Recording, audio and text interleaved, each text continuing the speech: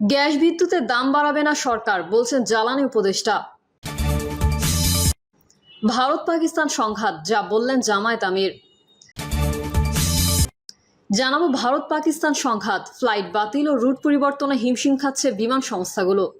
পাকিস্তানে ভারতের হামলায় চীনের গভীর উদ্বেগ। এবং সর্বশেষ জানাবো সরকারের গুরুত্বপূর্ণ অনেক জায়গায় আওয়ামী দোসররা বসে আছে। এতক্ষণ শুনছিলেন সংবাদ শিরোনাম, এবারে বিস্তারিত। তবে তার আগে অনুরোধ থাকবে আমাদের চ্যানেলটি সাবস্ক্রাইব করে বেল আইকনটি ক্লিক করুন। গ্যাস বিদ্যুতের দাম বাড়াবে না সরকার, বলছেন জ্বালানি উপদেষ্টা। বিদ্যুৎ, জ্বালানি ও খনিজ সম্পদ উপদেষ্টা ফজল কবির খান জানিয়েছেন, এই মুহূর্তে গ্যাস ও বিদ্যুতের দাম বাড়ানোর চিন্তা সরকারের নেই। বুধবার শিল্প কারখানায় গ্যাস সরবরাহ নিয়ে ব্যবসায়ীদের সঙ্গে বৈঠক শেষে এই তথ্য জানান উপদেষ্টা। এ সময় গ্যাসের জন্য ভোলায় 5টি কূপ খননের টেন্ডার দেওয়া হয়েছে বলে জানান তিনি। উপদেষ্টা বলেন, গ্যাস ও বিদ্যুতের সংকট রয়েছে, তবে এই মুহূর্তে দাম বাড়ানোর কোনো চিন্তা নেই। জনস্বার্থে সিদ্ধান্ত নিয়েছে সরকার। দেশীয় গ্যাসের উৎপাদন বাড়াতে এলএনজি আমদানির সিদ্ধান্ত নেওয়া হয়েছে জানিয়ে তিনি বলেন, রমজান উপলক্ষে যেই 1200 মেগাওয়াট বিদ্যুৎ দেওয়া হয়েছিল, সেখান থেকে 150 মেগাওয়াট দেওয়া হবে শিল্প কারখানায়। মে থেকে আগস্ট পর্যন্ত এই সময়ে 100 কার্গো এলএনজি আমদানি করা হবে বলে জানান ফজল কবির। জ্বালানি উপদেষ্টা বলেন, এর ফলে সেখানে যত মেগাওয়াট বিদ্যুৎ উৎপাদন হবে তা শিল্প কারখানায় দেওয়া হবে। এই দুই সিদ্ধান্তের ফলে 250 MMCF গ্যাস বাড়বে শিল্প কারখানায়। ভারত পাকিস্তান সংঘাত, যা বললেন জামায়াত আমির। কাশ্মীরের পেহেলগাঁও হামলার ঘটনাকে কেন্দ্র করে ভারত ও পাকিস্তানের পাল্টাপাল্টি হামলা কারোর জন্য মঙ্গল বলে বয়ে আনবে না বলে মন্তব্য করেছেন বাংলাদেশ জামায়াতে আমির ডক্টর শফিকুর রহমান। বুধবার সামাজিক যোগাযোগ মাধ্যম ফেসবুকে নিজের ভেরিফাইড পেজে দেওয়া এক পোস্টে উভয় পক্ষকে দায়িত্বশীল ভূমিকা পালনের আহ্বান জানিয়েছেন তিনি। ওই পোস্টে জামায়াতে আমির বলেছেন, সম্প্রতি কাশ্মীরের পহেলগাঁও সন্ত্রাসী হামলায় 26 জন পর্যটক নিহত হওয়ার ঘটনাকে কেন্দ্র করে দুই দেশের মধ্যে যে উত্তেজনা বিরাজ করছে, ইতোমধ্যে হামলা পাল্টা হামলার ঘটনা ঘটেছে, তা কারোর জন্যই মঙ্গলজনক হবে না। পোস্টে তিনি আরো বলেছেন, এই ঘটনার গ্রহণযোগ্য, নিরপেক্ষ ও আন্তর্জাতিক তদন্ত হওয়া উচিত এবং উভয় পক্ষকেই দায়িত্বশীল ভূমিকা পালন করা প্রয়োজন। দিন শেষে যুদ্ধ কারোর জন্যই কল্যাণকর নয়। কাশ্মীরবাসীর সমস্যার স্থায়ী সমাধান আন্তরিকভাবে কামনা করি। ভারত পাকিস্তান সংঘাত, ফ্লাইট বাতিল ও রুট পরিবর্তনে হিমশিম খাচ্ছে বিমান সংস্থাগুলো। পারমাণবিক শক্তিধর প্রতিবেশী দুই দেশ ভারত ও পাকিস্তানের মধ্যে সংঘাতের কারণে বিমান সংস্থাগুলো তাদের ফ্লাইট বাতিল ও রুট পরিবর্তন করতে গিয়ে হিমশিম খাচ্ছে। গত মাসে জম্মু ও কাশ্মীরের পর্যটকদের উপর প্রাণঘাতী হামলার জের ধরে সংঘাতে জড়িয়ে পড়েছে প্রতিবেশী ভারত ও পাকিস্তান। সংঘাতপূর্ণ অঞ্চলের উপর দিয়ে বিমান চলাচল এড়াতে বিমান সংস্থাগুলো কি করছে তার একটি সংক্ষিপ্ত বিবরণ তুলে ধরা হলো। দক্ষিণ কোরিয়ান এয়ার শিউল ইনচিওন থেকে দুবাইগামী তাদের ফ্লাইটগুলোর রুট পরিবর্তন করেছে। বিমানগুলো পাকিস্তানের আকাশসীমা দিয়ে পূর্ববর্তী রুটের পরিবর্তে মিয়ানমার, বাংলাদেশ ও ভারতের উপর দিয়ে দক্ষিণ রুট ব্যবহার করছে। কোরিয়ান এয়ারের একজন কর্মকর্তা বার্তা সংস্থা এএফপিকে বলেন, আমরা বর্তমান পরিস্থিতি পরিবর্তনের জন্য পর্যবেক্ষণ করছি। তাইওয়ানের চায়না এয়ারলাইন্স জানিয়েছে, তাদের বেশ কয়েকটি ফ্লাইট রুট পরিবর্তন, পুনর্নির্ধারণ ও বাতিল করা হয়েছে। তাইপে থেকে ফ্র্যাঙ্কফুর্ট ও অ্যামস্টারডামগামী 2টি ফ্লাইট ব্যাংককে রুট পরিবর্তন করে ফিরে এসেছে। মঙ্গলবার ও বুধবার তাইপে থেকে প্রাগ, রোম ও লন্ডনগামী 3টি ফ্লাইট বাতিল করা হয়েছে। চায়না এয়ারলাইন্স জানিয়েছে, তারা পরিস্থিতি পর্যবেক্ষণ করছে এবং প্রয়োজনে ফ্লাইটের সময়সূচি বিন্যস্ত করবে।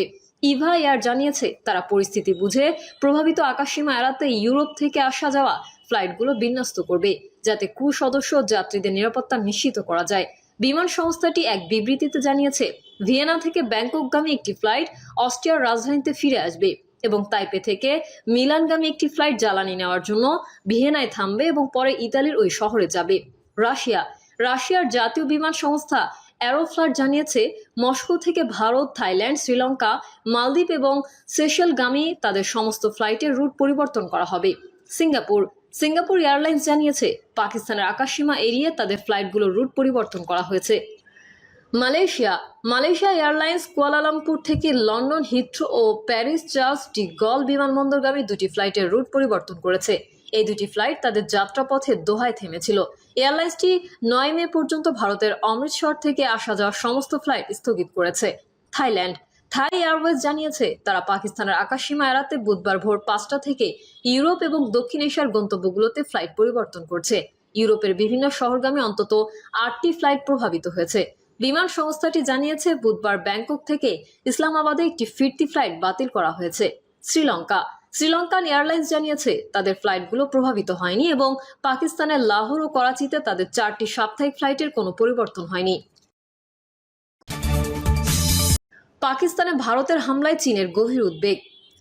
পাকিস্তান নিয়ন্ত্রিত কাশ্মীর সহ দেশটির বিভিন্ন এলাকায় ভারতীয় প্রতিরক্ষা বাহিনীর ক্ষেপণাস্ত্র হামলার ঘটনায় গভীর দুঃখ ও উদ্বেগ প্রকাশ করেছে উভয়ের প্রতিবেশী দেশ চীন। দুই প্রতিবেশীকে শান্ত থাকার আহ্বানও জানিয়েছে বেইজিং। বুধবার এক বিবৃতিতে চীনের পররাষ্ট্র মন্ত্রণালয়ের এক মুখপাত্র এই ইস্যুতে বলেন, বুধবার ভোররাতে পাকিস্তানে ভারতের সামরিক পদক্ষেপের ঘটনায় চীন গভীরভাবে দুঃখিত এবং উদ্বিগ্ন। চীন সব ধরনের সন্ত্রাসবাদের বিরোধী। আমরা ভারত পাকিস্তানকে শান্তি এবং স্থিতিশীলতাকে গুরুত্ব দেওয়া এবং উভয়কে শান্ত ও সহিংসতা থেকে মুক্ত থাকার আহ্বান জানাচ্ছি। গত 22 এপ্রিল ভারতের জম্মু ও কাশ্মীরের পেহেলগামে ভয়াবহ সন্ত্রাসী হামলার ঘটনাকে ঘিরে প্রায় 2 সপ্তাহ পাকিস্তানের সঙ্গে উত্তেজনা চলার পর বুধবার পাকিস্তানের অভ্যন্তরে ক্ষেপণাস্ত্র হামলা চালায় ভারত। ভারতের প্রতিরক্ষা বাহিনী এই অভিযানের নাম দিয়েছে অপারেশন সিঁদুর। বুধবার মধ্যরাতে পাকিস্তান ও পাকিস্তান অধিকৃত কাশ্মীরের অন্তত 9টি স্থানে হামলা চালিয়েছে ভারতীয় সামরিক বাহিনী। মাত্র 25 মিনিটে অন্তত 24টি ক্ষেপণাস্ত্র ছুড়েছে পাকিস্তানে। এতে পাকিস্তানে কমপক্ষে 70 জন নিহত হয়েছে বলে দাবি করেছে ভারত। যদিও পাকিস্তান দাবি ভারতের হামলায় যে নিহত হয়েছে 26 জন। অন্যদিকে কাশ্মীর সীমান্তের নিয়ন্ত্রণ রেখা বরাবর ভারত ও পাকিস্তানের সেনাদের মধ্যে ব্যাপক গোলাগুলির ঘটনা ঘটেছে। এতে ভারত শাসিত কাশ্মীরে অন্তত 10 জন নিহত ও 30 জনের বেশি আহত হয়েছেন। পাকিস্তান দাবি করেছে তারা ভারতীয় অন্তত 5টি যুদ্ধবিমান ভূপাতিত করেছে। তবে ভারতীয় কর্মকর্তারা জম্মু কাশ্মীরে এখন পর্যন্ত 3টি ভারতীয় বিমান বিধ্বস্ত হয়েছে বলে স্বীকার করেছেন। প্রসঙ্গত, ভারত এবং পাকিস্তান উভয় দেশের সঙ্গে সীমান্ত রয়েছে চীনের। 2020 সালে ভারতের কেন্দ্রশাসিত অঞ্চল লাদাখে চীনা ও ভারতীয় সেনাদের মধ্যে যুদ্ধ হয়েছিল। সেই সংঘাতে উভয় দেশের বেশ কয়েকজন সেনা আহত এবং নিহত হয়েছিলেন। সরকারের গুরুত্বপূর্ণ অনেক জায়গায় আওয়ামী দোসররা বসে আছে। জুলাই গণ অভ্যুত্থানের 8 মাস পেরিয়ে গেলেও সরকারের গুরুত্বপূর্ণ জায়গায় আওয়ামী লীগের দোসররা রয়েছে বলে মন্তব্য করেছেন গণ অধিকার পরিষদের উচ্চতর পরিষদ সদস্য ও গণমাধ্যম সমন্বয়ক আবু হানিফ। তিনি বলেন, তারা সেখানে থেকে আওয়ামী লীগকে পুনর্বাসনের জন্য ষড়যন্ত্র করছে। জুলাই গণ অভ্যুত্থানের বিপক্ষ নিয়ে যারা শেখ হাসিনাকে রক্ষার জন্য কাজ করেছিল তাদের অনেকেই বহাল তবিয়তে রয়েছে। এদের বিরুদ্ধে ব্যবস্থা নিতে হবে। বুধবার জাতীয় প্রেস ক্লাবের সামনে 2018 সালের প্রাথমিক সহকারী শিক্ষক শূন্য পদে নিয়োগ বঞ্চিতরা নিয়োগের দাবিতে মানববন্ধন করেন।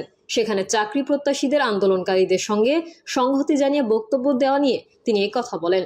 মানববন্ধনে আবু হানিফ বলেন, বিগত সময়ে বঞ্চিত মেধাবীদের বিভিন্ন জায়গায় নিয়োগ ও পদোন্নতি দিতে হবে। জুলাই আন্দোলনের পূর্ব আওয়ামী ফ্যাসিস্ট সরকার গণমাধ্যমকে দলের প্রচার মাধ্যমে পরিণত করেছিল। অনেকে গণমাধ্যম আবার স্বপ্রণোদিত আওয়ামী লীগের হয়ে কাজ করেছে নিজেদের ফায়দা হাসিল করার জন্য। জুলাই গণ অভ্যুত্থানের পরও গণমাধ্যমের সেই চিত্র এখনো দেখা যাচ্ছে, যা দুঃখজনক। আমরা চাই মুক্ত গণমাধ্যম, সেখানে আগের মতোই চাটুকার গ্রহণযোগ্য নয়। এখনো কিছু কিছু গণমাধ্যম হাউসে ফ্যাসিবাদের ভূতরা রয়ে গেছে। অবিলম্বে তাদের বিরুদ্ধে ব্যবস্থা নেওয়ার আহ্বান জানাই। প্রিয় দর্শক, এই ছিল এখনকার সর্বশেষ সংবাদ। আপডেট সংবাদ পেতে চ্যানেলটি সাবস্ক্রাইব করে বেল আইকনটি ক্লিক করুন। কমেন্টে আপনার মতামত জানিয়ে আমাদের সাথেই থাকুন। ধন্যবাদ সবাইকে। আল্লাহ হাফেজ।